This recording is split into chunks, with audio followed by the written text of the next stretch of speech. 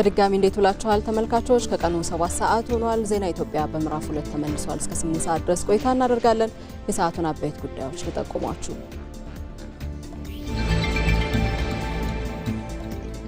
የኢትዮጵያ ሀገራዊ ምክክር ልዩነቶችንና ቅሬታዎችን በጠረጴዛ ዙሪያ ለመፍታት ያግዛል አሉ ኢቲቪ ያነጋገራቸው የአዲስ አበባ ከተማ ነዋሪዎች።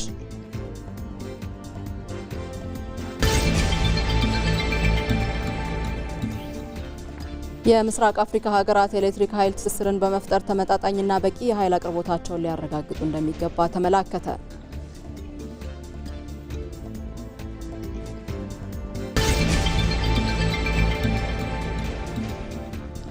ከአምስቱ የኢኮኖሚ ምሰሶች አንዱ የሆነው የኢንዱስትሪው ዘርፍ መዋቅራዊ ሽግግር ለማምጣት የተቀመጠውን ግብ የማሳካት ጉዞ ላይ ይገኛል።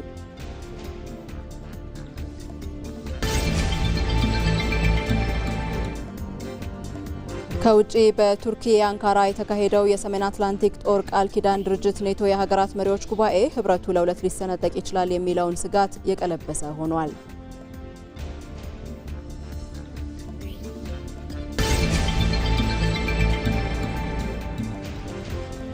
በስፖርት የ23ኛው የዓለም ዋንጫ የሩብ ፍጻሜ ጨዋታዎች ዛሬ መደረግ ሲጀምሩ ፈረንሳይ ከሞሮኮ የሚያደርጉት ጨዋታ ትኩረትን ስቧል።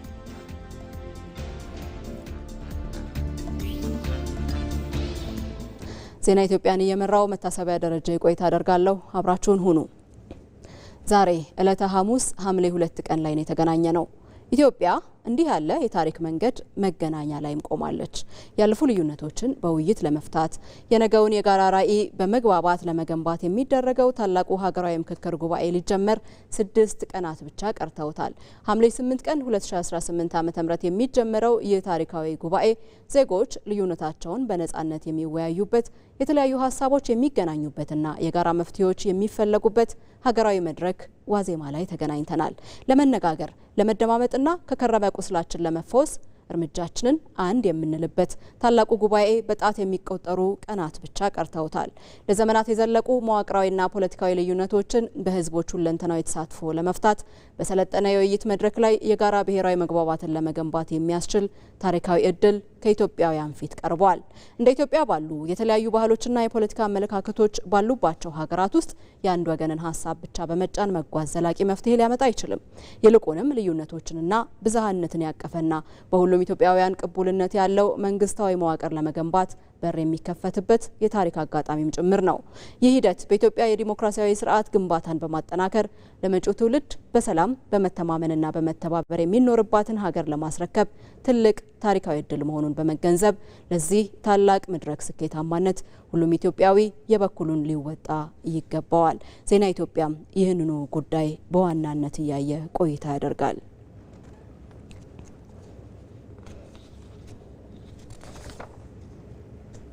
በሀገራዊ ምክክር ሂደት መገናኛ ብዙሃን ዜጎች እንዲሳተፉ ግልጽነትና የማረጋገጥን የባለቤትነት ስሜት እንዲፈጠር ቁልፍ ሚና አላቸው። መገናኛ ብዙሃን ሚዛናዊና ተአማኒ መረጃ ከማቅረብ ባሻገር በተመረጡ የምክክር አጀንዳዎች ላይ ሀገራዊ መግባባት እንዲፈጠር መስራትም ይጠበቅባቸዋል። መስከረም ቸርነት። አንዳንድ ታሪካዊ አጋጣሚዎች በሚደረጉበት ቀን ብቻ አይለኩም። ይልቁንስ ወደዚያ ለመድረስ በተሄደው መንገድም ይመዘናሉ። ኢትዮጵያም በታሪኳ ለመጀመሪያ ጊዜ የምታካሄደው ሀገራዊ ምክክር ወሳኝ ምዕራፍ ላይ ደርሷል። ኢትዮጵያ ሀገራዊ ምክክር በአዋጅ ከተቋቋመ ጀምሮ በምክክር ሂደት ውስጥ የተለያዩ ምዕራፎችን አልፏል። በመላ ኢትዮጵያ አጀንዳዎችን ከማሰባሰብ እስከ ተመካካሪዎች ልየታ፣ የተለያዩ የውይይት መድረኮችን ማካሄድና የህዝብ ሀሳቦችን ማጠናቀር ድረስ በርካታ ስራዎች ተከናውነዋል። ዛሬ ግን ሂደቱ ወደ ዋናው ምዕራፍ ተሸጋግሯል። በተመረጡት 8 ዋና ዋና አጀንዳዎች ላይ ተመካካሪዎች ፊት ለፊት ቀርበው ምክክር ሊያደርጉ ቀናት ብቻ ቀርተዋል። የዚህ ምክክር ስኬት ግን በኮሚሽኑ ወይም በተመካካሪዎች ብቻ አይወሰንም። የሁሉንም አካላት ኃላፊነትና ተሳትፎ ይጠይቃል። በዚህ ውስጥ የመገናኛ ብዙሃን ሚና ልዩ ስፍራ አለው። በ4 ዓመታት ሂደት ውስጥ የምክክሩን እንቅስቃሴ ለህዝብ ከማድረስ ባሻገር የአጀንዳ ቀረጻን የሚያግዙ ውይይቶችን በማስተናገድ የተለያዩ ድምጾች እንዲመጡ በማድረግ የራሳቸውን አስተዋጽኦ አበርክተዋል። እንግዲህ በተለይ ሚዲያው ደግሞ ብዙ ኃላፊነት ያለበት ነው። እስካሁንም በአራቱም ምዕራፍ ውስጥ ሆኖ የመጨረሻው ምዕራፍ ላይም ሚዲያው ትልቅ ሚና አለውና በዛ ረገድ እኛም አንደኛ እንደ ተሳታፊ፣ ሁለተኛ ደግሞ ይሄንን መረጃ ለህዝቡ ተደራሽ ከማድረግ አንጻር ትልቅ ሚና ስለነበረብን እየተወጣን ነው የምንገኘው። አሁን ላይ ደግሞ የመጨረሻው ምዕራፍ ላይ ሆነን በዚህ ጊዜ ላይ ሚዲያውም ትልቅ ኃላፊነት አለበት። እንደ ተሳታፊ ደግሞ እኛም ያነሳናቸው አጀንዳዎች አሉ። እነዛ አጀንዳዎች ደግሞ ወደ ውይይት ወርደው አንድ ነገር ላይ ይደርሳል ተብሎ ስለሚጠበቅ በዛ ደረጃ ያነሳናቸው አጀንዳዎች ከአጀንዳዎቹ መካከል ደግሞ እኛም በስፋት የምንወያይበትና በዚህ አንድ ወር ውስጥም የራሳችንን ሀሳብ ኮንትሪቢዩት የምናደርግበት ይሆናል ብለን እናስባለን። ከሁሉም ወገን ደግሞ የሚቀርቡ ሀሳቦች ለውይይት የሚነሱ ሀሳቦችና የውይይት አጀንዳዎች ሁሉ ውጤታማ የሆነ ፍሬ እንዲያፈሩ ሁሉም ዝቅ ማለትን፣ መተናነስን፣ አንዱ ያንዱን ሀሳብ መቀበልን ይፈልጋል።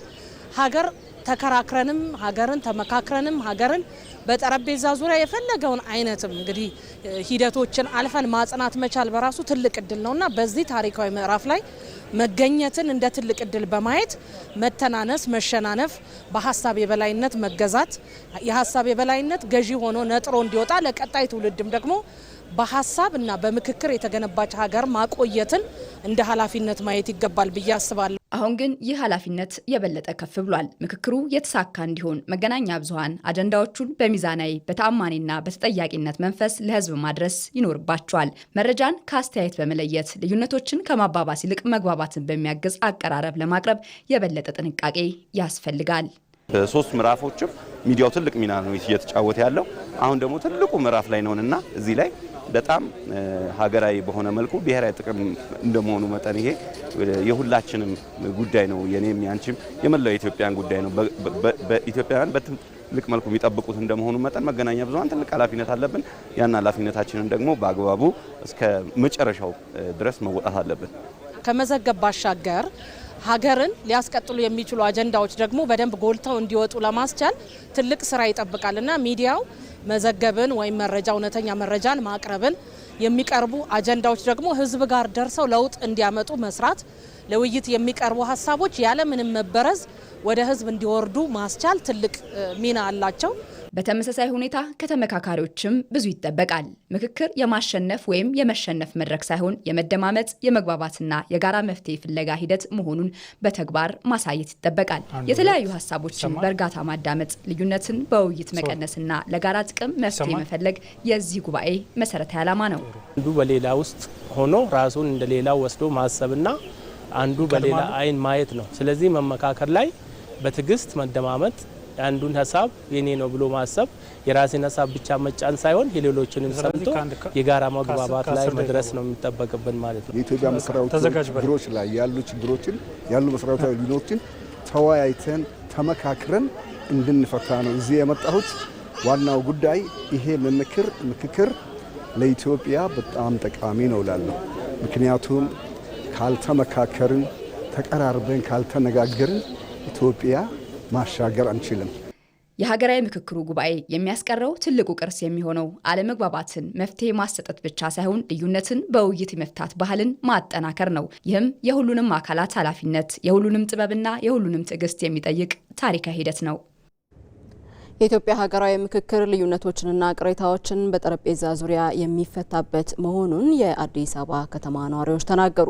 ምክክሩ ለነገዋ ኢትዮጵያ መሰረት የሚጠል መሆኑንም ነው ነዋሪዎቹ ያነሱት። የጂያንጅ ፈታ አስተያየቶቻቸውን አሰባስባለች፣ እንደሚከተለው ይቀርባል። ኢትዮጵያ ከምክክሩ የምታገኘው አንደኛ የብሔር ብሔረሰቦችን መብት፣ ሁለተኛ እርስ በራሳቸው የሚፋቀሩበት፣ ሶስተኛ ሰዎች እርስ በራሱ የልባቸውን ተነጋግረው ቁስላቸውን የሚፈቱበት ጊዜና ሰዓት ይሆናል ብዬ ነው የምገምተው። አሁን የሐምሌ 8ቱን የሚመካከሩበት የሚነጋገሩበት የመጨረሻ ነው ብለን አንልም።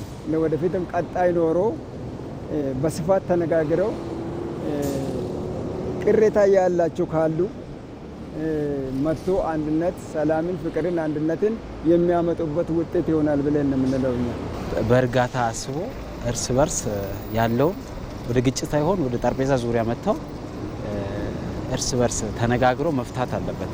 እንደ ኢትዮጵያ አንድ ላይ ሆኖ ህዝቡ ተነጋግሮ አንድ ጠረጴዛ ዙሪያ ተነጋግሮ ተመካክሮ መፈታት አለበት።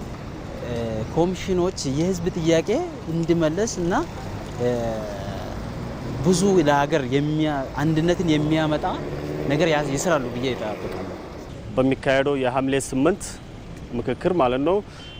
በዚህ አጋጣሚ ወጣቶች ደግሞ ቻንሳቸውንና እድላቸውን በመድረኩ ላይ ሁሉም ሀሳቡ በግልጽ እንዲናገር ብዬ አስባለሁ። እኛ ደግሞ በጦር በምናምን ሳይሆን ሀሳባችንን በመድረክ ላይ መግለጽ ያለውን ችግር በመድረክ መፍታት እንፈልጋለን። እስካሁን የመጣበት የኮሚሽን ውድድሩ ነው ብዬ ያለው እኔ። ስለዚህ የመናገር ቻንስና የመሳተፍ እድል ስለሰጠን ወጣቶች በዚህ መድረክ ላይ የተለያየ ክልሎች ተገናኝቶ ሀሳባቸውን እዛ ላይ ተዋውቀው የመግለጽ ስላለ ብዬ ጥሩ እድል ነው ብዬ አስባለሁ። የሰላም ተምሳሌት ሀገር ናት። ወደኛ መጥተው በጠረጴዛ ዙሪያ ቢመካከሩ መፍትሄው ይገኛል። አገር ውስጥ ሆነን ችግሩን ብንፈታው እርስ በርስ በጠረጴዛ ዙሪያ ቢፈታ የተሻለ ነገር ነው። ሁሉንም የሚያስማማ የጋራ ትርክት መገንባት በአሁኑ ወቅት ኢትዮጵያ ለጀመረችው ሀገራዊ ምክክር የተጣለው አንዱ ትልቁ ተስፋ ነው።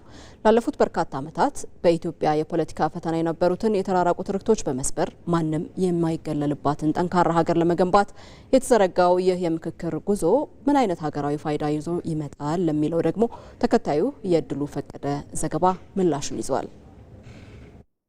ሀገራት ታሪካዊ ስብራቶቻቸውን ጠግነው ወደ ተሻለ ብርሃን የሚሻገሩት በችግሮቻቸው ዙሪያ ፊት ለፊት ተቀምጠው በግልጸኝነትና በታማኝነት መነጋገር ሲችሉ ብቻ መሆኑን የተለያዩ ሀገራት ተሞክሮች ሕያው ምስክር ናቸው። ኢትዮጵያ በአሁኑ ወቅት የጀመረችው ሀገራዊ ምክክርም የዚሁ ታሪካዊ ጉዞ አካልና ስር የሰደዱ የፖለቲካ የታሪክና የማህበረሰብ ልዩነቶችን በመፍታት ረገድ ትልቅ ተስፋ የተጣለበትም ሆነዋል። በዚህም ኢትዮጵያ ላለፉት በርካታ ዓመታት የተጠራቀሙ የፖለቲካ ስብራቶችን ለመጠገንና ዘላቂ ሰላም ለማስፈን የኢትዮጵያ ሀገራዊ ምክክር ኮሚሽን የነገዋን ዕጣ ፈንታ ለመወሰን ትልቅ የታሪክ አደራ ተሸክሞ እየሰራ ይገኛል።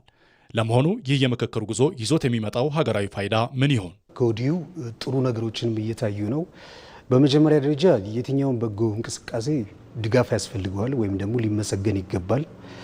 ምክንያቱም የትኛው መልካም እንቅስቃሴ ትንሽ የሆነ ያለው ነገር መልካም ያለው ነገር ሁልጊዜ ወደ ተሻለ ነገር ይመራል።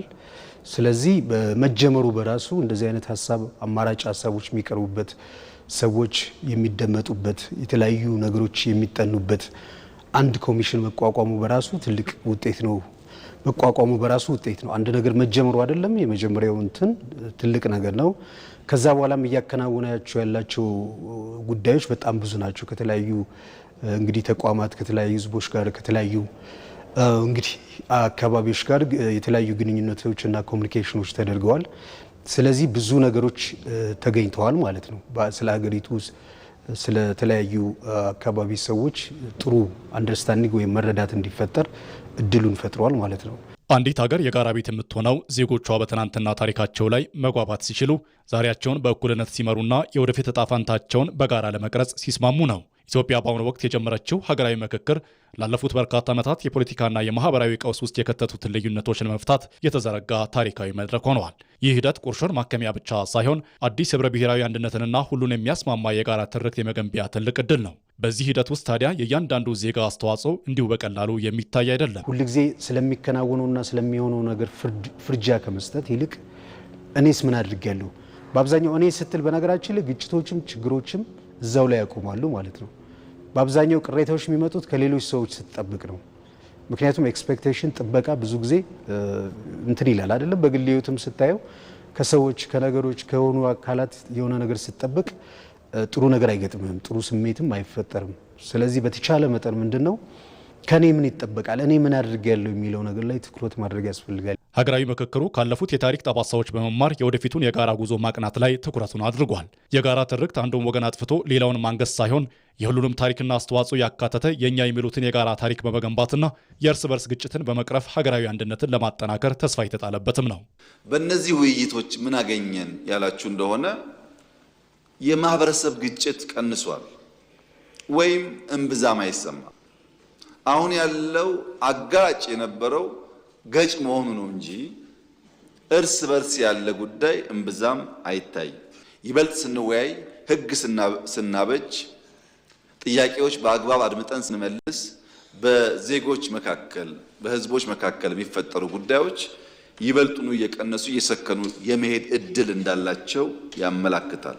አሁን እየተካሄደ ያለው ሀገራዊ ምክክር አላግባባ ያሉ ጉዳዮችን አስማምቶ ዜጎቿ የሚኮሩባትንና የሚተማመኑባትን ጠንካራ ኢትዮጵያን ለመገንባት የተዘረጋ የወርቅ ድልድይ ነው። ይህንን ድልድይ ተሻግሮ ማዶ ለመድረስ ደግሞ የሁሉም ንቁ ተሳትፎና የመደማመጥ ጥበብ ወሳኝ ነው። በልዩነት ውስጥ ውበት፣ በምክክር ውስጥ መፍትሄ አለና በምክክር የጋራ ትርክትን በመገንባት የሁሉም ድምፅ እኩል የሚሰማባትንና ማንም የማይገለልባትን አዲሷን ኢትዮጵያ በጋራ መቅረጽም ይጠበቃል። በሀገራዊ የምክክር ኮሚሽን የተለዩ የማህበረሰብ ችግሮች ከሀገሪቱ ነባር የባህል እሴቶችና ከሀገር በቀል እውቀቶች ጋር አጣጥሞ በመጠቀም ስር ነቀል እልባት ማምጣት ይገባል። ወሳኝ ምዕራፍ ላይ የሚገኘው ሀገራዊ ምክክሩ ስኬታማና የተፈለገው ውጤትም እንዲመጣበት ሁሉም የማህበረሰብ ክፍሎች የግጭት አፈታት ባህሎቻቸውን መሰረት በማድረግ መግባባት ላይ መድረስ ይጠበቅባቸዋል። ሀምራዊት ብርሃኑ ባህላዊ የእርቅ ስርዓት በኢትዮጵያ በሚገኙ ማህበረሰቦች ታሪክና ማንነት እንዲሁም ማህበራዊ መስተጋብር ውስጥ ትልቅ ቦታ አለው። ሰላምንና አንድነትን ጠብቆ ያቆየ ታላቅ እሴትም ነው። ከኢትዮጵያ ባህላዊ የእርቅ ስርዓቶች የጌዲዮ ባሊ ስርዓት አንዱ ነው። በስርዓቱ ከሳሽና ተከሳሽ እውነትን ብቻ የመናገር፣ የበደለውን ወገን ካሳ የመጠየቅ፣ የተበደለውን ደግሞ ይቅርታ እንዲያደርግ በማግባባት ቂምን ከስሩ በመንቀል እርቅ ይወርዳል። በኦሮሞ ማህበረሰብ ውስጥም ግጭቶች ሲከሰቱ ችግሩን በዘላቂነት ለመፍታት አባገዳዎችና ሀደ ሲንቄዎች በጃርሱማ ወይም ሽምግልና ስርዓት እርቅ እንዲወርድ ያደርጋሉ። በባህሉ አዋቂ ሴቶች የሚይዟት ሲንቄ የተባለች ዘንግ ሰላምን ከማውረድ ባለፈ የሚከሰትን ግጭት የማስቆም አቅም አላት። ተጣልተው የነበሩ ወገኖች ወደ ቀድሞ የጋራ ህይወታቸው እንዲመለሱ የምታስችል ናት። የባህላዊ እርቅና የግጭት አፈታት ስርዓቶች ከተራ የህግ ክርክር ባለፈ ማህበራዊ ስነ ልቦናን፣ ባህልንና ይቅርታን መሰረት ያደረጉ በመሆኑ ለማህበረሰቡ ዘላቂ ሰላምና እርቅን ማስፈን፣ ማህበራዊ ትስስርን ማደስ፣ ወጪና ጊዜን መቆጠብ እንዲሁም የማህበረሰቡን ባለቤትነት የሚያረጋግጡ ናቸው። ከማህበረሰብ አልፎ በሀገር ደረጃ የተፈጠሩ ችግሮችን ለመፍታት የሀገራዊ የምክክር ኮሚሽኑ በዘመናዊ የውይይት መንገድ ውጤት ለማምጣት እየሰራ ነው። ለምክክሩ ስኬትም የቆዩ እሴቶችን ማምጣትና መጠቀም አማራጭ የሌለው ጉዳይ መሆኑን በምሁራን ይነሳል። እነዚህ ስርዓቶች ወደ ሲስተም እያመጣን ነውና አንድ አካባቢ ያለው የግጭት አፈታት ስርዓት ሌላ አካባቢ ያለው የግጭት አፈታት ስርዓት ይለያይ እንጂ ታርጌቱ አንድ ነው። ችግርን መፍታት ነው። ሰው እንዳይለያይ ማድረግ ነው። የእኩልነት ስሜት፣ የነጻነት ስሜት፣ የአንድነት ስሜት በተግባር የሚያመጣ ስለሆነ እነዛን የግጭት መፍቻ ስርዓቶችን በአንድነት ኢንተግሬት አድርጎ አዋህዶ ለዚህ ሀገራዊ መስማማት ከግል ስሜት ወጥተን ከግል አስተሳሰብ ወጥተን ይሄንን ማጎልበትና ዳር እንዲደርስ ማድረግ ተገቢ ነው። ከዚህ አንጻር የግጭት መፍቻ ስርዓቶችን ወደዚህ አምጥተን መጠቀሙ ያስፈልጋል። በሀገር ደረጃ በየማህበረሰቡ የተፈጠሩና የቆዩ ችግሮችን ከመሰረታቸው ለመፍታት ሀገራዊ ምክክሩ ቀን ቆርጧል። ታዲያ የሀገራዊ ምክክሩ የያዘውን ግዙፍ ሀገራዊ ውጥን በስኬት እንዲጠናቀቅ የሁሉም ኃላፊነት ነው። ጦርነት እኮ ሰላምን አያመጣ። ሰላም የሚያመጣው መወያየት ነው። ሰላም የሚያመጣው መነጋገር ነው።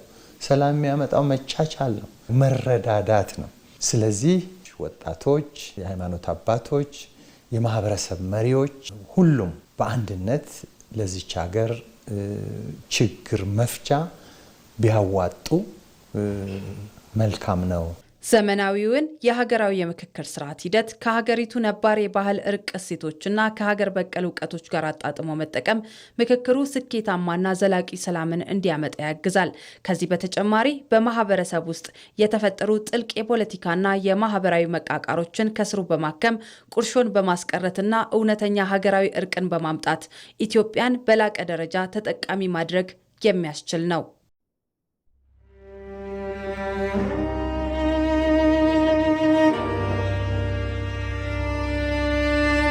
በእድሜ ያጣሁት የጎደለብኝ ነገር የለም።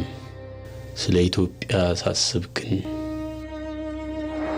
ቁጭ ብለን ባለመነጋገራችን ስንቶችን አጣን። ስንት ሀብትና ንብረት ወደመ። ሀገሬ ስንትና ስንት ዕድል አመለጣት።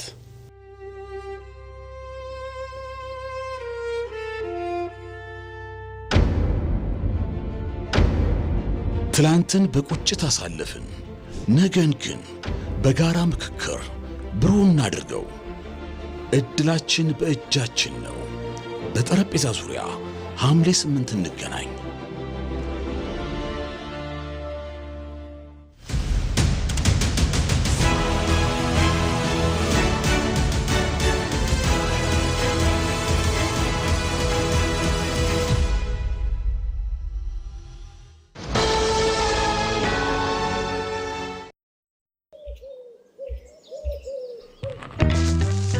ቆይ አንዴ እንዳትሄድ ጠብቀኝ።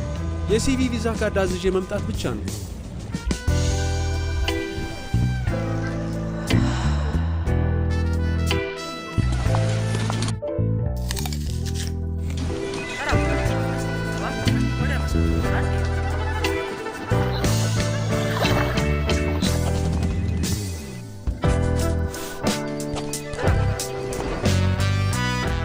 ባንኮ በመዳፉ በያዙት ስልኮ ቤቶ ድረስ ከተፍ ይላል። ሰላም ጤና ይስጥልኝ። በማንኛውም ሰዓት በተመቸው ቀን ባሉበት ሆነው የኢትዮጵያ ንግድ ባንክን ቪዛ ካርዶን በስልኮ ማዘዝ ይችላሉ። የሲቢ ሞባይል ባንኪንግ መተግበሪያውን ይክፈቱ። ባንኪንግ የሚለውን ይክፈቱ። ቪዛ ካርድ ሰርቪስ የሚለውን ይምረጡ። ይፈልጉ ምትክ ወይም አዲስ መጠየቅ። የካርዶን አይነትና የሚወስዱበትን ቅርንጫፍ መርጠው ያረጋግጡ። ባንክ የሚመጡት ካርዶን ለመውሰድ ብቻ ነው። አሁኑኑ ያመልክቱ። በፍጥነት ካርዶን ይውሰዱ። የኢትዮጵያ ንግድ ባንክ፣ ሁሌም የሚተማመኑበት ባንክ። ከኢትዮጵያ ቴሌቪዥን በቀጥታ ስርጭት ዜና ኢትዮጵያን እየተከታተላችሁ ትገኛላችሁ። የምስራቅ አፍሪካ ሀገራት የኤሌክትሪክ ኃይል ትስስርን በመፍጠር ተመጣጣኝና በቂ ኃይል አቅርቦታቸውን ሊያረጋግጡ እንደሚገባ ተመላከተ። የምስራቅ አፍሪካና የአጎራባች ሀገራት የኃይል ትስስር ጥምረት ስብሰባ በአዲስ አበባ እየተካሄደ ነው። ይህንኑ ጉባኤ እየተከታተለ የቆየው ባልደረባችን አስማረ ብርሃኑ ተጨማሪ መረጃዎችን ሊያጋራን በቀጥታ መስመራችን ላይ ተገኝቷል። አስማረ እንዴት ውለሃል? የምስራቅ አፍሪካና አጎራባች ሀገራት የኤሌክትሪክ ኃይል ትስስር መፍጠራቸው ተመጣጣኝ የኃይል አቅርቦትን ከማረጋገጥ ባለፈ የሚያመጣው ጠቀሜታ ምንድን ነው? ባለህበት በተካፈልከው ሁነት ላይ የተነሱ ሀሳቦችን ጠቅልል አድርገህ አጋራን። መልካም አመሰግናለሁ። የምስራቅ አፍሪካና የአጎራባች ሀገራት የኃይል ትስስር ጥምረት አስቸኳይ ጉባኤ ነው በዚህ በአዲስ አበባ እንግዲህ ከሰሞኑ ባለፉት 2 ቀናት ጀምሮ እየተካሄደ የሚገኘው። ይህ ጥምረት እንግዲህ ከተመሰረተ ወደ 20 ዓመታትን ያስቆጠረ ነው። እንደ አውሮፓውያኑ አቆጣጠር በ2005 አካባቢ ነው የምስራቅ አፍሪካና የአጎራባች ሀገራት የኃይል ትስስር ጥምረት የተመሰረተው። ባለፉት 20 ዓመታት እንግዲህ በቀጠናው የኃይል ትስስር እንዲጠናከር በማድረግ ረገድ ጥምረቱ በርካታ ስራዎችን ሲሰራ ነው የቆየው። የዚህ ጥምረት ዋና ዓላማ እንግዲህ ከፍተኛ የሆነ የኃይል የማመንጨት አቅም ያላቸው የቀጠናው ሀገራት አሉ። እነዚህ የሚያመነጩትን ከፍተኛ የኤሌክትሪክ ኃይል ዝቅተኛ የሆነ የኤሌክትሪክ ኃይል ማመንጨት አቅም ወዳላቸው ሀገራት በሽያጭን በማቅረብ የኃይል ትስስርን በምስራቅ አፍሪካና በአጎራባች ሀገራት መካከል ማጠናከር የሚለው አንደኛው ነው። ሌላው ደግሞ በዋናነት የኤሌክትሪክ ኃይል ሽያጭ ገበያን በቀጠናው ላይ ከፍ ማድረግ የሚለውም እንደዚሁ የዚህ ጥምረት ዋነኛ ዓላማ ነው ማለት ነው። በዚህ ረገድ እንግዲህ ኢትዮጵያ በቀጠናው ከፍተኛ የሆነ የኤሌክትሪክ ኃይልን ለአጎራባች ሀገራት በማቅረብ ረገድ የአንበሳውን ድርሻ ትይዛለች። በተለይ ላለፉት 10 ምናምን ዓመታት ለሱዳን፣ ለደቡብ ሱዳን፣ ለጅቡቲ ከፍተኛ መጠን ያላቸውን የኤሌክትሪክ ኃይሎች በሽያጭ ስታቀርብ ቆይታለች። ላለፉት 3 ዓመታትም እንደዚሁ ደግሞ ከፍተኛ መጠን ያለውን የኤሌክትሪክ ሽያጭ ለኬንያም ስታቀርብ ቆይታለች።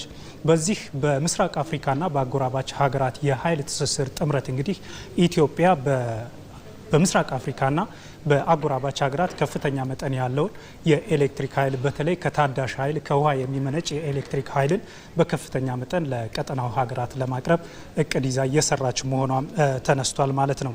እንግዲህ የዚህ የቀጠናዊ ትስስሩ የኃይል ትስስርን በሀገራት መካከል ከመፍጠሩ ባሻገር ዘርፈ ብዙ ጠቀሜታ እንዳለውም በዚህ በዛሬ እየተካሄደ ባለው የአስቸኳይ ስብሰባ ላይ ተነስቷል።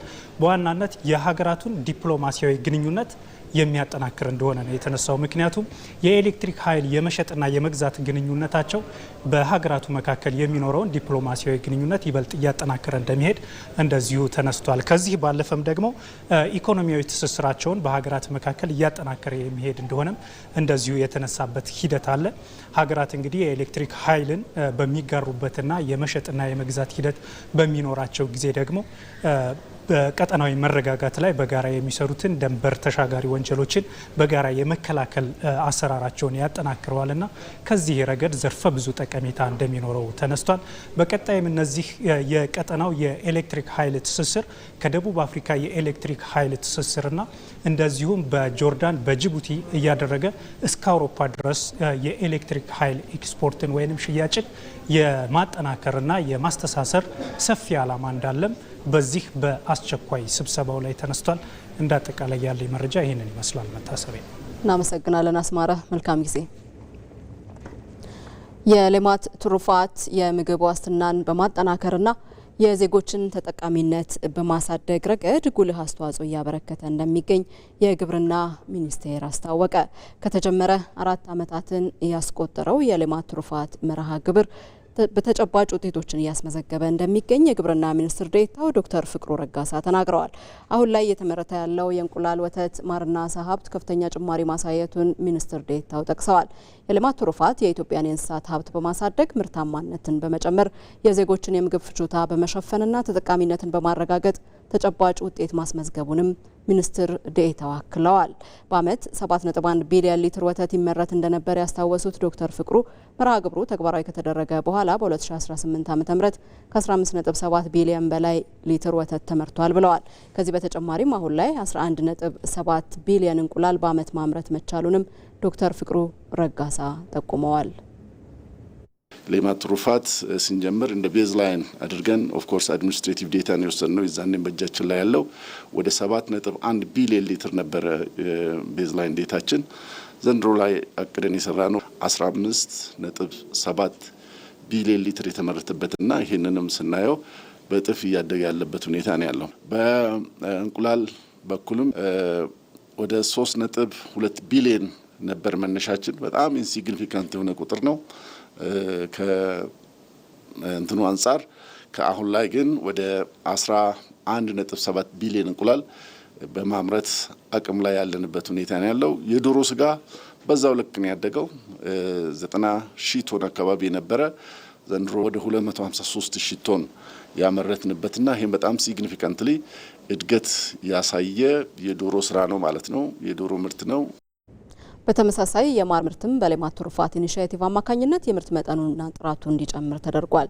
በዚህም ዘንድሮ 428 ሺህ ቶን ማር በማምረት ከእቅድ በላይ ማሳካት ተችሏል። እንዲሁም ኢትዮጵያ በአሳ ሀብት ያላት ተጠቃሚነት አሁን ላይ ስለማደጉ ነው የተገለጸው።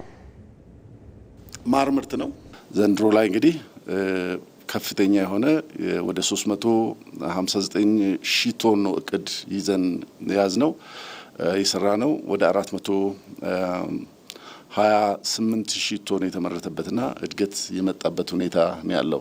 የአሳጫጩት ስርጭትም ዝቅተኛ ነበር። ካፓሲቲያቸውም ማራቢያዎች ዝቅተኛ ነበር። እነዛን በማጠናከር የአሳጫጩት ስርጭት በዛው ልክ እንዲያድግ የተደረገበትና ምርቱም ቢያንስ 4 እጥፍ ያሳደግንበት ሁኔታ ነው ያለው። ወደ 78 ሺህ ቶን የነበረውን አሁን ወደ 270 ሺህ አካባቢ የደረሰበት ሁኔታ ነው ያለው። ትልቅ ምርታ ያሳየንበት።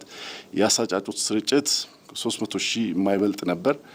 አሁን ላይ ወደ 16.5 ሚሊዮን አሳጫጩቶችን ከ6 ማራቢያ ማዕከላት ወደ የውሃ አካላት እንዲጨመሩ ተደርጎ በዛው ልክ ምርቱ እያደገ የመጣበት ወጣቶች እሱም ላይ ተደራጅተው እየሰሩ ያሉበትና ሰፊ የሆነ የስራ እድል የፈጠረ ያለበት ሁኔታ ነው ያለው።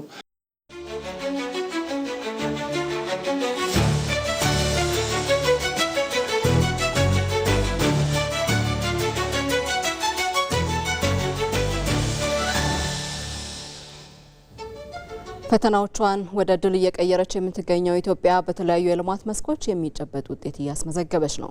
ካረጁ እሳቤዎች በመላቀቅ ሉዓላዊነቷን ለማስጠበቅ የሚያስችል ጠንካራ አቅምም እየገነባች ትገኛለች።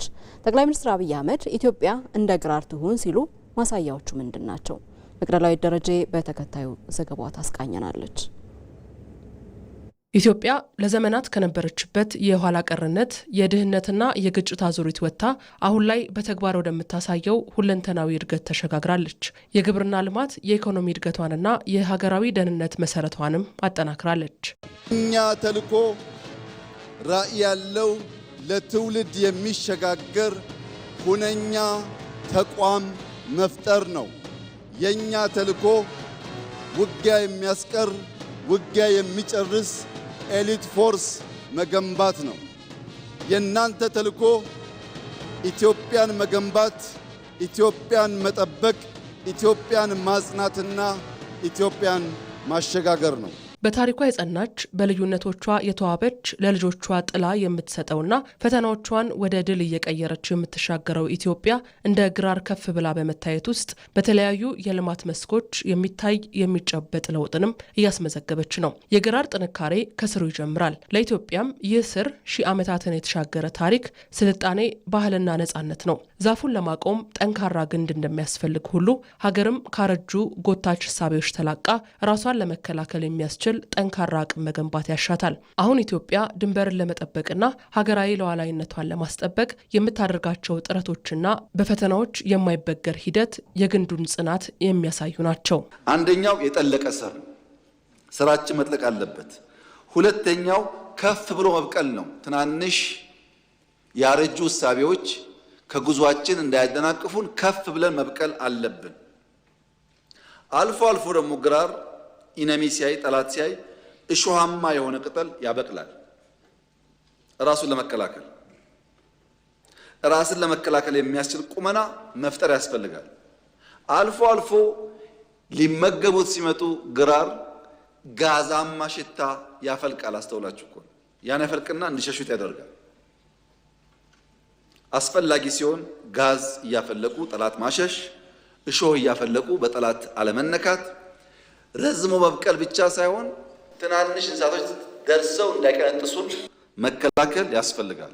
የልዩነት ኃይልን ወደ አንድነት በሚቀይረው የመደመር እሳቤ በኢኮኖሚ፣ በመሰረተ ልማት፣ በትምህርት፣ በጤና፣ በቴክኖሎጂ፣ በቱሪዝም፣ በግብርናና በኢንዱስትሪ የተከናወኑ ፕሮጀክቶች በብዙ የሚያጠነክሩ ቅርንጫፎች መሆናቸው ያሳያል። በሰው ተኮር ስራዎች፣ የማህበራዊ ድጋፍና የበጎ ፍቃድ ተግባራትም ኢትዮጵያ እንደ ግራር በጥላነቷ ሁሉን አሰባስባለች። ሌላስ የግራር ባህሪ ችግርተኛ ጉንዳን ሲያይ ያስጠጋል፣ ያበላል። እኛ መርዘም ብቻ አይደለም፣ በሰፈራችን ያሉ ወንድሞቻችን ሲቸግራቸው ለማገዝ ዝግጁ ነን። የኛ እድገት እንኳን ኢትዮጵያውያን ዜጎች ብቻ ሳይሆን ወንድሞቻችንን በአፍሪካ ውስጥ በጎረቤት ውስጥ መንካት የሚችል መሆን አለበት።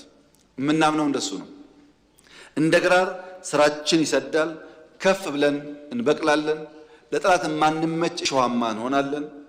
ሲቀርቡን ደግሞ ካለን አካፍለን እንበላለን። ኢትዮጵያ በዚህ መርህ ከሄደች ነው ለኢትዮጵያ ለአፍሪካ ምሳሌ መሆን የምትችለው። ይህን ደግሞ ለማድረግ በጣም ግልጽ ስትራቴጂ ነድፈናል። ዛሬ ኢትዮጵያ ስሯን በጠንካራ መሰረት ላይ አስቀምጣ የልማት ስራዎቿን እየሰራች በፈተና ሳትናወጥ እየተጓዘች ነው።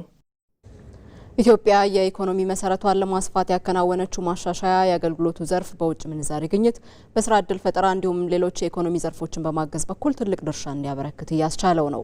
ከአምስቱ የኢኮኖሚ ምሰሶዎች አንዱ የሆነው የኢንዱስትሪው ዘርፍም መዋቅራዊ ሽግግር ለማምጣት የተቀመጠውን ግብ የማሳካት ስኬታማ ጉዞ ላይ ነው። አለሚልፉ የዚህ ዘመን የቱሪዝም ዘርፍ መገለጫ በባህላዊውና መስተንግዶው ላይ ብቻ ተንጠልጥሎ መቆየቱ አብቅቷል። ዛሬ የአገልግሎት ዘርፍ ይህንን ሰብሮ በመውጣት በዲጂታል ትስስርና በምናባዊ እውነት እየታገዘ አዲሱ የኢኮኖሚ ሞተር ሆኗል። ይህ ለውጥ የሀገር በቀል የጉዞ ወኪሎችን፣ የሆቴል ባለቤቶችንና የዲጂታል ቱር ኦፕሬተሮችን አሰራር በማዘመን የወደፊቱን የዓለም የጉዞ ፍላጎት ከወዲሁ እንዲመሩና ግዙፍ የገበያ እድሎችን እንዲቆጣጠሩ ዋናውን ቁልፍ አድሏቸዋል። ቱሪስት ከአንድ ቦታ ቦታ የሚንቀሳቀስ ነው ሀገሩ ይወጣ። ስለዚህ መጀመሪያ ማረፊያውን ነው የሚያየውና በቀጥታ ተጠቃሚ የሚሆነው የቱሪስት ቁጥር መጨመር፣ በመንግስት በኩልም የተለየ ትኩረት መሰጠቱ ሆቴሉን፣ አኮሞዴሽኑ፣ መኖሪያውን የያዘውን ነው። ቱር ኦፐሬተሮች ራሱ አዲስ አበባ ውስጥ ለመቆየት አንድ ሰው ቢፈልግ ይዘውት ሊሄዱ የሚችሉት እንደው ከግማሽ ቀን የዘለለ የሚታይ ነገር አልነበር። መጡ፣ ስብሰባቸውን ጨረሱ፣ ሮጠው ነው የሚሄዱት። አሁን ግን ብዙ የሚታዩ ነገሮች ስላሉ ብዙ መነቃቃቶች እየታዩ ነው። የግብርናው ዘርፍ ሀገር ሲመግብ፣ ኢንዱስትሪው ደግሞ ከማሽነሪ እስከ ተሽከርካሪ አምርቶ የኢኮኖሚውን ዋነኛ ግብዓት ያቀርባል። ታዲያ ሁለቱ ዘርፎች ያመረቱት ተጠቃሚው ጋር እንዲደርሱ ከማድረግ ጀምሮ አጠቃላይ የኢኮኖሚውን እንቅስቃሴ የሚመራው የአገልግሎት ዘርፍ ነው። የአገልግሎት ዘርፍ የአቪዬሽንና ትራንስፖርትን፣ ቱሪዝምና መስተንግዶን፣ የፋይናንስና ዲጂታል ቴክኖሎጂን በአንድ ጥላ ስር አቅፎ የያዘ የዘመናዊው ዓለም ኢኮኖሚ ዋና ሞተር ነው። የዚህን ዘርፍ ስትራቴጂካዊ ጠቀሜታ የተገነዘበችው ኢትዮጵያም የአቪዬሽን የቱሪዝምና የፋይናንስ ዘርፎችን በማቀናጀት ሁለንተናዊ የኢኮኖሚ ገጽታዋን የሚቀይሩ ደፋር የሪፎርም እርምጃዎችን እየወሰደች ትገኛለች። በንግድ፣ በፋይናንስ፣ በትራንስፖርት በተለይ ደግሞ በኩነቶች ኢትዮጵያ ውስጥ ከ200 በላይ ኢንተርናሽናል ሰሚት አዲስ አበባ ተካሂደዋል ሲባል እንዴት ነው የምናየው? በጣም ብዙ 100,000 ሰው የተስተናገደው።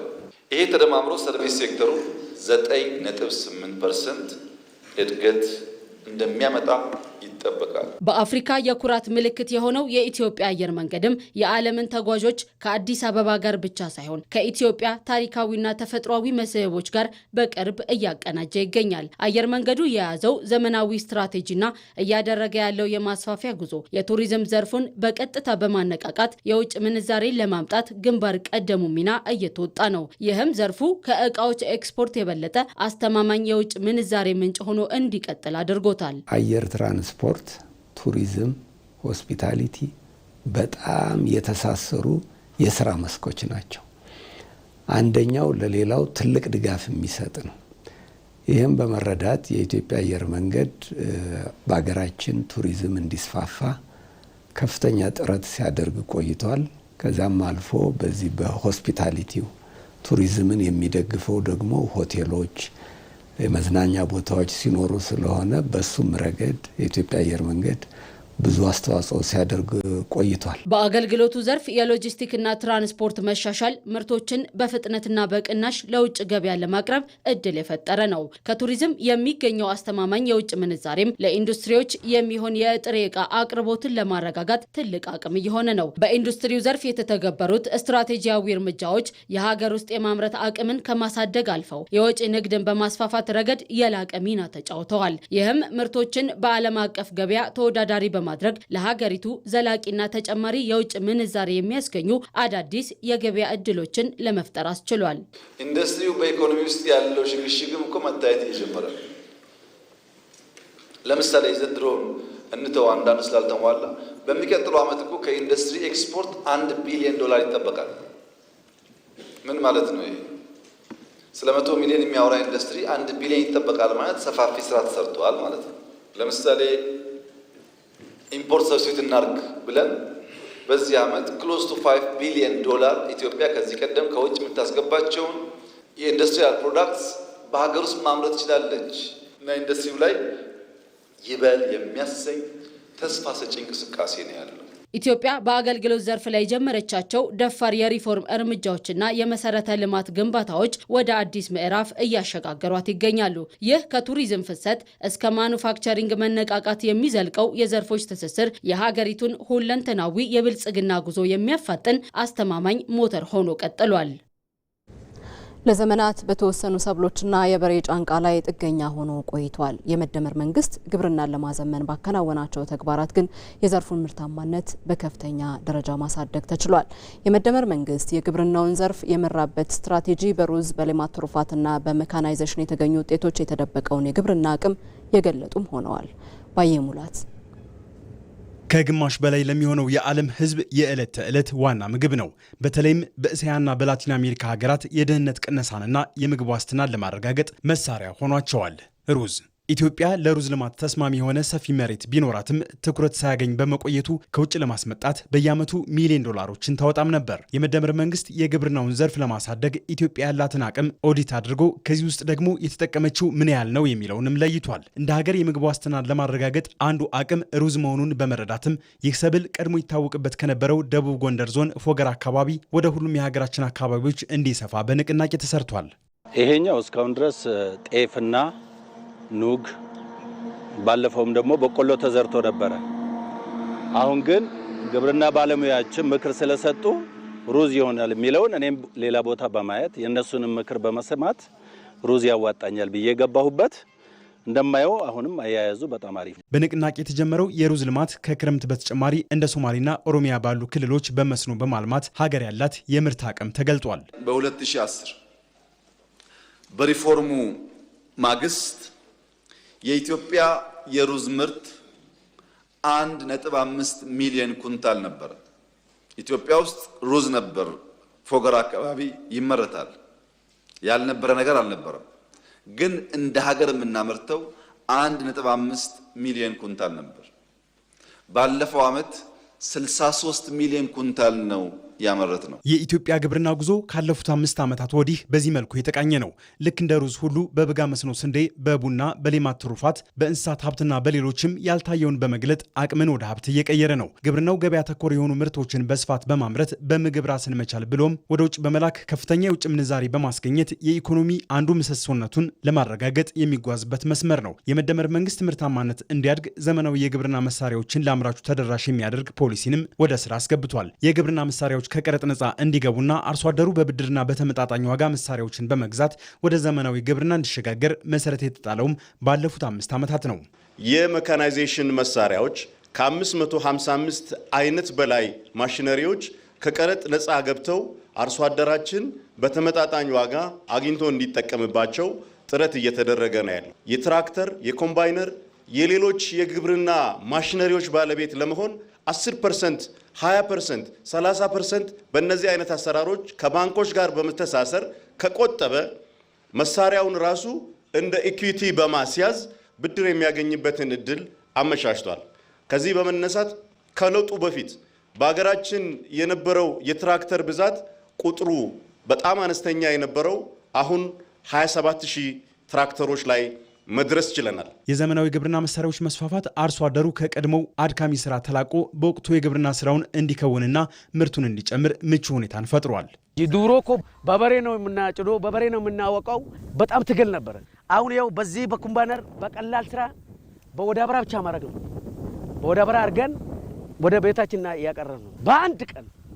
ይህም የአርሶ አደሩን ድካም በማቅለልና ምርታማነትን በመጨመር የኑሮ ደረጃውንም እየቀየረ ነው። የዚህ ሁሉ ድምር እንደ ሀገር የሰብል ምርትን በመጨመር ለምግብ ዋስትና መሻሻል ከፍተኛ አስተዋጽኦም አለው። ባለፉት 5 ዓመታት የመደመር መንግስት ለግብርናው ዘርፍ የሰጠው ልዩና ስትራቴጂያዊ ትኩረት የዘርፉን አቅም በመጠቀም ምርትና ምርታማነትን በከፍተኛ ደረጃ በማሳደግ ዘርፉ በትክክለኛ መስመር እንዲጓዝ መሰረት ጥሏል። ግብርና ላይ በክላስተር ማሽን ማስፋፋት፣ መሬት ማስፋት፣ ምርጥ ዘር ማስፋት፣ ሪጌሽን ግድቦችን ማስፋፋት የሰራነው ስራ በጣም ትልቅ ውጤት አስገኝቷል። ዘንድሮ 29 ሄክታር መሬት ኢትዮጵያ አርሳ ወደ 1.3 ቢሊዮን ኩንታል ምርት ሰብስባለች። በሌማት ትሩፋት የጀመርነው ኢኒሼቲቭ በጣም አስደናቂ ውጤት እያስገኘ ይገኛል። በድምሩ የግብርና ሴክተር በዚህ ዓመት 7.7% እድገት እንደሚያመጣ ከሁሉም አመላካቾች መታየት ችሏል። የግብርናውን ክፍለ ኢኮኖሚ ለማዘመን የተወሰዱ ቁርጠኛ እርምጃዎችና የተተገበሩ ልዩ ልዩ ማሻሻያዎች የሀገርን የምግብ ዋስትና ከማረጋገጥ ባለፈ ለጠቅላላው ምጣኔ ሀብት መነቃቃት እያበረከተ ያለው አስተዋጽኦም የላቀ ሆኗል። አበባ የኢትዮጵያ የብልጽግና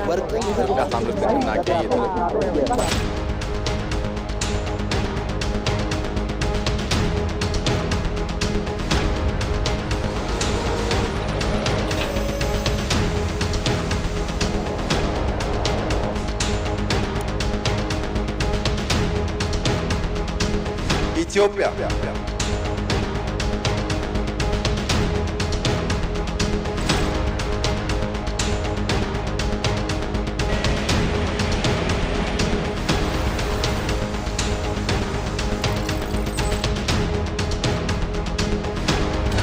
destroying my country. The United States.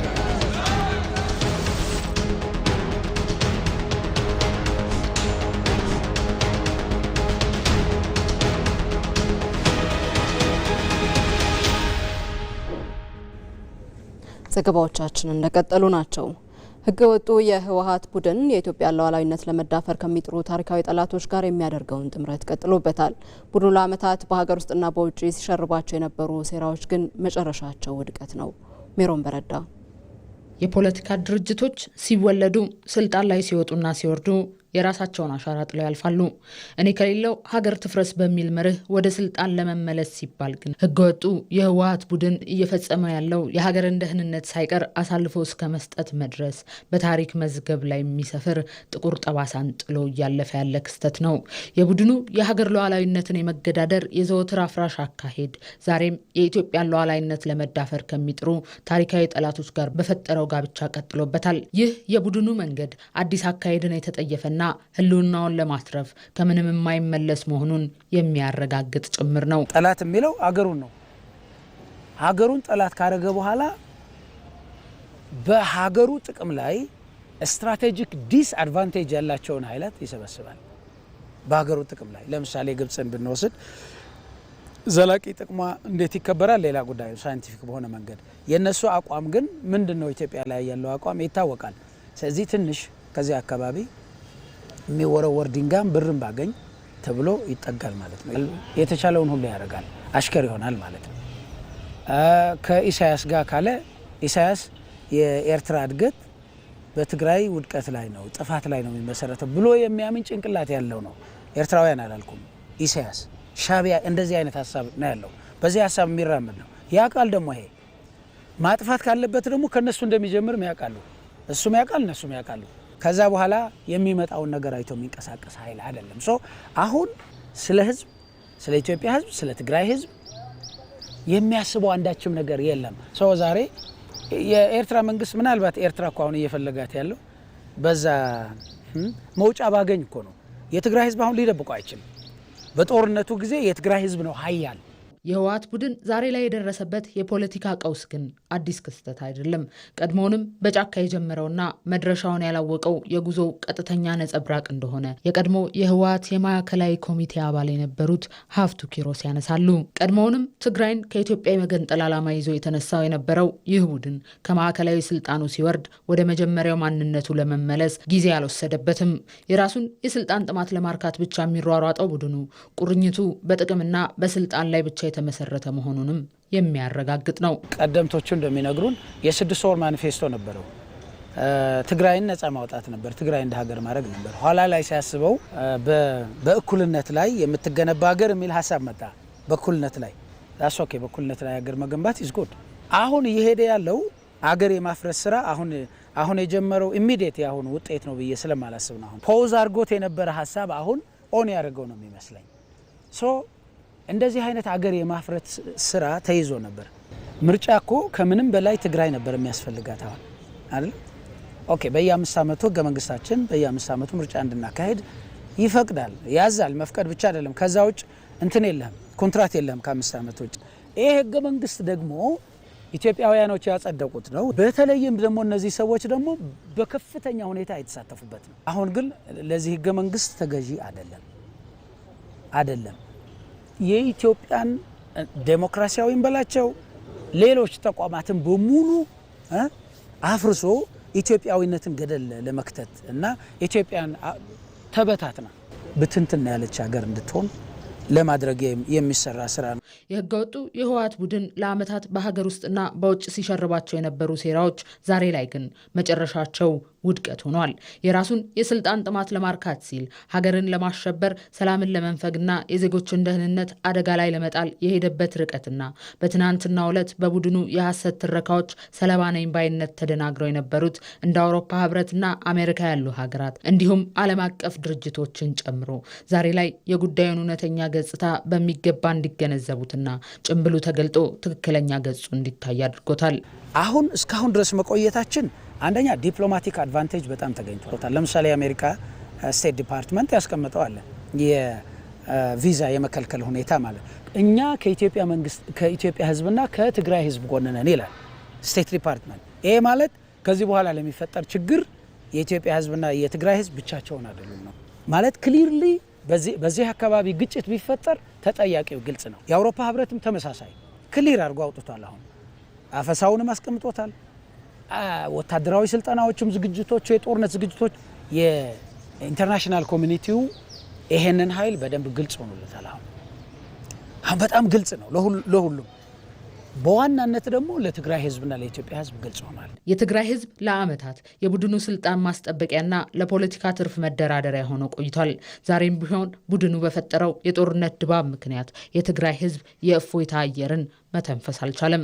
የትግራይን ህዝብ ከዚህ አምባገነንና መርህ አልባ ቡድን ቀንበር ሙሉ በሙሉ ለመታደግና ህዝቡ የራሱን እድል በራሱ እንዲወስን ከጦርነቱ አዙሪት ወጥቶ ከኢትዮጵያውያን ወንድሞቹ ጋር ያለ ስጋት መኖር እንዲችል የትግራይ ተወላጆች በትግሉ ግንባር ቀደም በመሆን የጥፋት ጥምረቱን ሊመክቱት ይገባል። በአዲስ አበባ ከተማ እየተከናወኑ የሚገኙ የልማት ስራዎች ለትውልድ የሚሻገሩ ናቸው። በተለይም በከተማዋ እምብርት የተገነባው የአድዋ ድል መታሰቢያ ታሪካዊ መሆኑን ከአፍሪካ ሀገራት የመጡ የጤና ባለሙያዎች መስክረዋል። የአፍሪካ የሕክምና ተቋማት ኮንፈረንስ ላይ ለመሳተፍ የመጡት ጎብኚዎቹ በቆይታቸው የአድዋ ድል መታሰቢያን ጨምሮ የተለያዩ የልማት ስራዎችን ተዘዋውረው ጎብኝተዋል። መሀሪ አለሙ አነጋግሯቸዋል። አስተያየቶቻቸውን ተከታትለን እንመለስ።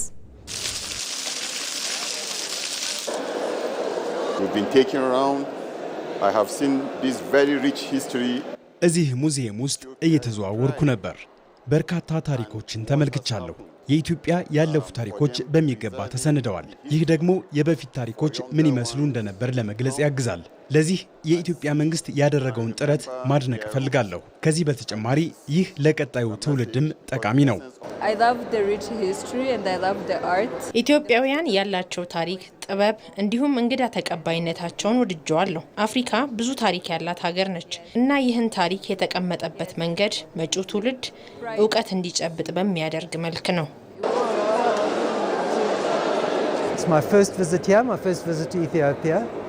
እኔ ኢትዮጵያን ስጎበኝ ለመጀመሪያ ጊዜ ነው እና በጣም የሚደንቅና የሚገርም እድገትን ተመልክቻለሁ። በአፍሪካ ታሪክ ይህ በቅኝ ግዛት ስር ለነበሩ ሁሉ የነጻነት ምልክት ተደርጎ የሚወሰድ ነው። ታሪኩ ይሄው ምስክር ነው። ስለዚህ ማንም ሰው ያኔ የነበረውን የድል ታሪክ ምን ይመስል ነበር የሚለውን ይህን በማየት ብቻ መረዳት ይችላል። ምድረ ቀደምቷ ኢትዮጵያ ምን እንደምትመስል እየጎበኛን ነው። በዚህ ጉብኝቴ ታሪክን እንዴት እየጠበቁ እንደሚገኙ ተመልክቻለሁ።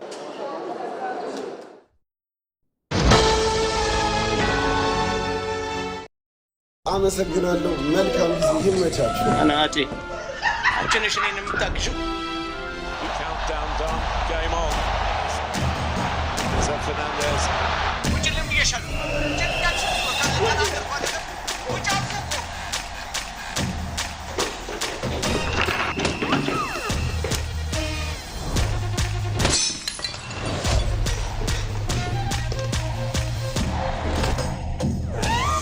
ከቤታችን በዋይፋይ ከቤት ስንወጣ በሞባይላችን በዲኤስቲቪ ስትሪም በከፍተኛ ቅናሽ እንዲሁም ጎጆና ሜዳ ፓኬጆችን በነፃ ይዞ በቀረቡ የዓለም ዋንጫ ጥቅሎች ያሻንን በመምረጥ በኢትዮ ቴሌኮም ፈጣን ኔትወርክ ፈታ ብለን የእግር ኳሱ ዓለም ኮከቦችን ፍልሚያ እንታደም። ዓለም ዋንጫን ባለንበት። ወደ ውጭ ዜና አለፍን። በቱርኪ አንካራ የተካሄደውና ከመጀመሩ አስቀድሞ በከፍተኛ ውጥረት የታጀበው የሰሜን አትላንቲክ ጦር ቃል ኪዳን ድርጅት ኔቶ የሀገራት መሪዎች ጉባኤ ህብረቱ ለሁለት ሊሰነጠቅ ይችላል የሚለውን ስጋት የቀለበሰ ሆኗል። የአሜሪካው ፕሬዝዳንት ዶናልድ ትራምፕ በአጋር ሀገራት ላይ የሰነዘሩት ጠንካራ ወቀሳ፣ በኢራን ጦርነት ዙሪያ የያዙት አቋምና በግሪንላንድ ላይ በድጋሚ ያነሱት የይገባኛል ጥያቄ ጉባኤውን ውዥንብር ውስጥ ከቶት የነበረ ቢሆንም ፍጻሜው ግን ባልተጠበቀ መልኩ የህብረቱን ጥንካሬ ያሳየ ሆኗል። ነጻነት ፍቅሩ ሮብ ዕለት በተርኪዬ ዋና ከተማ አንካራ የተካሄደው የሰሜን አትላንቲክ ጦር ቃል ኪዳን ድርጅት ኔቶ የሀገራት መሪዎች ጉባኤ ከመጀመሩ አስቀድሞ በታየው ከፍተኛ ውጥረት ምክንያት ህብረቱ ለሁለት ሊሰነጠቅ ይችላል የሚል ስጋት አጥልቶበት ነበር። የአሜሪካው ፕሬዝዳንት ዶናልድ ትራምፕ በአጋር ሀገራት ላይ የሰነዘሩት ጠንካራ ወቀሳ፣ በኢራን ጦርነት ዙሪያ የያዙት አቋምና በግሪንላንድ ላይ በድጋሚ ያነሱት የይገባኛል ጥያቄ ጉባኤውን ውዥንብር ውስጥ ከቶት የነበረ ቢሆንም ፍጻሜው ግን ባልተጠበቀ መልኩ ሀገራቱ ጉባኤውን በጋራ መግባባት የአንድነት መልእክት አስተላልፈውበትም አጠናቀውታል። የማዕበሉ መነሻ ግን እዚህ ጋር ነበር። የስፔን ከህብረቱ ትገለል የሚለውና የኢራን ስምምነት መክሸፍ ዋናው ተደርጎ ተወስዷል። ፕሬዝዳንት ዶናልድ ትራምፕ ወደ ጉባኤው ሲገቡ ማድሪድን ኢላማ ያደረገ ጠንካራ ቃላት ሰንዝረዋል። ትራምፕ መድረኩን ሲረግጡ መጀመሪያ ስፔንን የከሰረች አስከፊ ሀገር ሲሉ አወገዟት። ቃላቸው አጋርን የሚወቅስ ሳይሆን ውል ያፈረሰ ነጋዴን የመውቀስ ያህል የጠበቀ ነበር። አይሳተፉም፣ ክፍያም አይከፍሉም፣ ከነሱ ጋር ምንም አይነት ግንኙነት እንዲኖረኝ አልፈልግም ሲሉ የቁጣ ጅራፋቸውን አወረዱ። የገንዘብ ሚኒስትራቸውን ስኮት ቤሰንትን ከስፔን ጋር ያለውን የንግድ ግንኙነት በሙሉ ጉብኝቶችንም ጨምሮ በአስቸኳይ እንዲያግድ አዘዙ። ይህ ደግሞ አባል ሀገራቱ ሊበታተኑ ነው የሚለውን ስጋት ይዞ ብቅ አለ። ጊዜ ያልጠበቁት የስፔን የጤና ጥበቃ ሚኒስትር ሞኒካ ጋርሲያ በትራምፕ ንግግር ላይ በሰጡት ምላሽ እውነተኛው አስከፊ ነገር ዲፕሎማሲን ከአምባገነንነትና ማስፈራራት ጋር ማደናገር ነው ሲሉ ሀገራቸው በዛቻ እንደማትበገር ለትራምፕ ምላሽ ሰጥተዋል። ይሁን እንጂ የስፔኑ ጠቅላይ ሚኒስትር ፔድሮ ሳንቼዝ በኋላ ላይ ከትራምፕ ጋር ባደረጉት ውይይት ስለ ወታደራዊ ወጪ ሳይሆን ስለ ዓለም ዋንጫና ስለ ጎልፍ የተጫወቱበት በጣም ተግባቢ ቆይታ እንደነበራቸው በመግለጽ ውጥረቱን ለማቀዝቀዝ ሞክረዋል። ትራምፕ በጉባኤው ላይ ያነሱት ሌላው አነጋጋሪ ጉዳይ ግሪንላንድን አሜሪካ የመቆጣጠር ፍላጎት አላት የሚለውን ነው። ይህ የይገባኛል ጥያቄ የምዕራባውያንን ደህንነት ለብዙ አስርት ዓመታት በጠበቀው ህብረት ላይ አዲስ ስንጥቅ ሊፈጥር ቢችልም የዴንማርኳ ጠቅላይ ሚኒስትር ግሪንላንድ ለሽያጭም ሆነ ለሌላ አካል የሚሰጥ እንዳልሆነ በድጋሚ በቁርጠኝነት አረጋግጠዋል። የፈረንሳዩ ፕሬዝዳንት ኢማኑኤል ማክሮንም አሜሪካ ግሪንላንድን በኃይል ለመያዝ ትሞክራለች ብለው እንደማያምኑ ገልጸው በኔቶ ውስጥ አንዱ ሌላውን እንዳያጠቃ የሚከላከሉ የአንድነት ህጎች መኖራቸውንም አስታውሰዋል። ምንም እንኳን በይፋዊ መድረኮች ላይ የቃላት ጦርነት ቢበረታም ከዝግ በሮች በስተጀርባ የተካሄደው የመሪዎች ስብሰባ ግን ፍጹም የተለየ መልክ ነበረው። በስብሰባው ማጠናቀቂያም ፕሬዝዳንት ዶናልድ ትራምፕ ንግግራቸውን ሙሉ በሙሉ በመቀየር በዚያ ክፍል ውስጥ ብዙ ፍቅርና ከፍተኛ አንድነት ነበር፣ በጣም አስደናቂ ጊዜ አሳልፈናል፣ ትልቅ ስኬትም ይመስለኛል ብለዋል። There was tremendous unity in that room. And I urge all nations to accelerate their plans to get the benchmark as quickly as possible. The benchmark is going to be that 5% number. That's the number it should have been for years. In the working session this morning, አሜሪካ በኔቶ ውስጥ የመቆየት ጽኑ ፍላጎት እንዳላትም አረጋግጠዋል። የኔቶ ዋና ጸሐፊ ማርክ ሩት ይህንን ዲፕሎማሲያዊ ሂደት ሲያብራሩ አጋሮች አንዳንድ ጊዜ በጥቂቱ መጣላታቸውና ከዚያም ተመልሰው መገናኘታቸው ህብረቱን የበለጠ ያጠናክረዋል ብለዋል። የሁለት ቀኑ የአንካራ ጉባኤ ማጠቃለያ መግለጫ ታዲያ ኔቶ ከመቼውም ጊዜ በላይ የጠነከረ መሆኑን ለማሳየት የሞከረባቸው በርካታ ውሳኔዎችን አሳልፏል። አንደኛው መሪዎቹ በአንዱ የኔቶ አባል ላይ የሚሰነዘር ጥቃት በሁሉም ላይ የተሰነዘረ ጥቃት ተደርጎ እንደሚወሰድ የሚገልጸውን የጋራ መከላከያ ስምምነት ጽኑና የማይናወጥ መሆኑን በድጋሚ ያረጋገጡበት ሲሆን የኔቶ አባል ሀገራት ለዩክሬን የሚሆን የ80 ቢሊዮን ዶላር ወታደራዊ እርዳታ ለመስጠትም ቃል ገብተዋል። ከዚህ በተጨማሪም ፕሬዝዳንት ትራምፕ ከዩክሬኑ ፕሬዝዳንት ቮሎዶሚር ዘለንስኪ ጋር ሞቅ ያለ ስብሰባ ማድረጋቸውን ገልጸው ዩክሬን የራሷን የፓትሪዮት ሚሳኤል ስርዓት እንድታመርት አሜሪካ ፍቃድ እንደምትሰጥ አስታውቀዋል። ይህ ውሳኔ የሩሲያን የአየር ጥቃት ለመከላከል ለኪየቭ ትልቅ ማበረታቻ ሆኗል።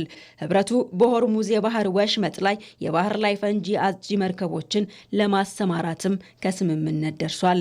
የአንካራው የኔቶ ጉባኤ በዲፕሎማሲያዊ ውጥረቶች የተሞላ ቢሆንም በመጨረሻ ግን ህብረቱ የገጠሙትን ልዩነቶች ፈቶ ይበልጥ ጠንካራ መሰረት መጣሉን ያሳየበት ሆኗል።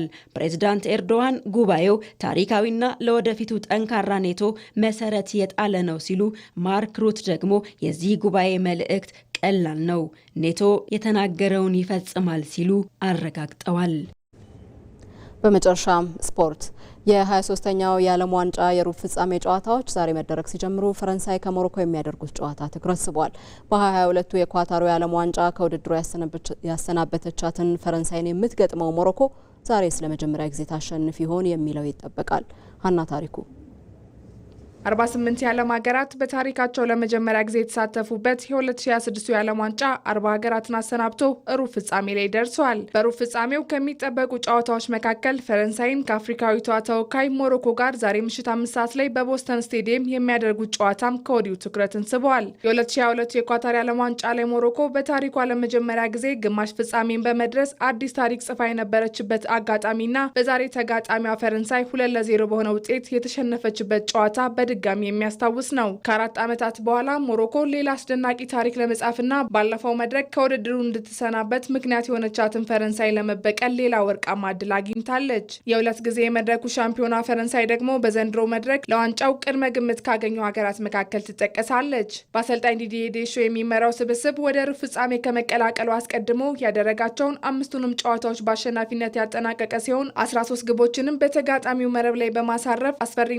ስል የሆነ የአጥቂ ጥምረት እንዳላቸው አሳይተዋል። ለቡድኑ ትልቅ ፈተና የነበረው በ16ቱ የጥሎ ማለፍ ጨዋታ ከፓራጓይ ጋር ያደረጉት ሲሆን በኪሊያን ምባፔ የሁለተኛው አጋማሽ የፍጹም ቅጣት ምት 1-0 በሆነ ጠባብ ውጤት አሸንፈውም አልፈዋል። በፈረንሳይ በኩል በዛሬው ጨዋታ ልዩነት ይፈጥራሉ ተብለው ከሚጠበቁ ተጫዋቾች መካከል የሪያል ማድሪዱ ተጫዋች ኪሊያን ምባፔ በውድድሩ ላይ በአስደናቂ ብቃት ላይ የሚገኝ ሲሆን በ7 ግቦችም በኮከብ ግብ አስቆጣሪነት ፉክክር ውስጥ ከሊዮኔል ሜሲ እና ከኤርሊንግ ብራውት ሃላንድ ጋር እየተፎካከረም ይገኛል። ፈረንሳይ በኡስማን ዴምቤሌና በሚካኤል ኦሊሴ ድንቅ ብቃት ታግዛ የመጣች ሲሆን ጠንካራ የተከላካይ መስመራቸውን ቢሆን በውድድሩ ላይ ካሉ እጅግ ብርቱ ቡድኖች አንዷ እንድትሆን አግዟታል። በፓራጓይ ላይ የተመዘገበው ድልም ለአሰልጣኝ ዲዲዬ ዴሾ ሌላ አዲስ የታሪክ ምዕራፍ ያስመዘገበ ሲሆን በዓለም ዋንጫ የጥሎ ማለፍ ጨዋታ ታሪክም 10 ጨዋታዎችን በማሸነፍ የምንጊዜም ስኬታማው አሰልጣኝ ለመሆን በቅተዋል። በአንጻሩ ተጋጣሚዋ ሰሜን አፍሪካዊቷ ሀገር ሞሮኮ በዘንድሮ የዓለም ዋንጫ ላይ ሌላ አስደናቂ ጉዞን እያደረገችም ትገኛለች።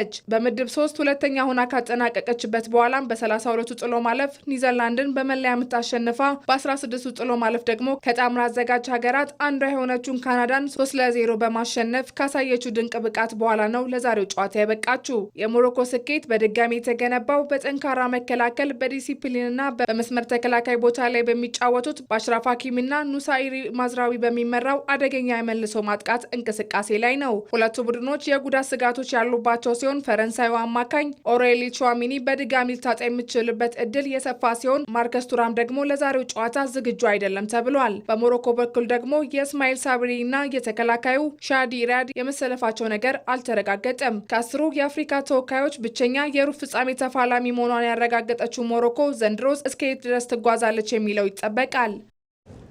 ከኢትዮጵያ ቴሌቪዥን በቀጥታ ስርጭት ለ2 ሰዓታት ያህል በያላችሁበት ከእናንተ ጋር ቆይታ ያደረገው የዛሬ ዕለት ሐሙስ ዜና ኢትዮጵያ በተከታተላችሁት መልኩ ቆይታውን አጠናቋል። አብራችሁን ስለነበራችሁ እናመሰግናለን። መታሰቢያ ደረጀ ዜና ኢትዮጵያን መርቻለሁ። በሰላም ዋሉ።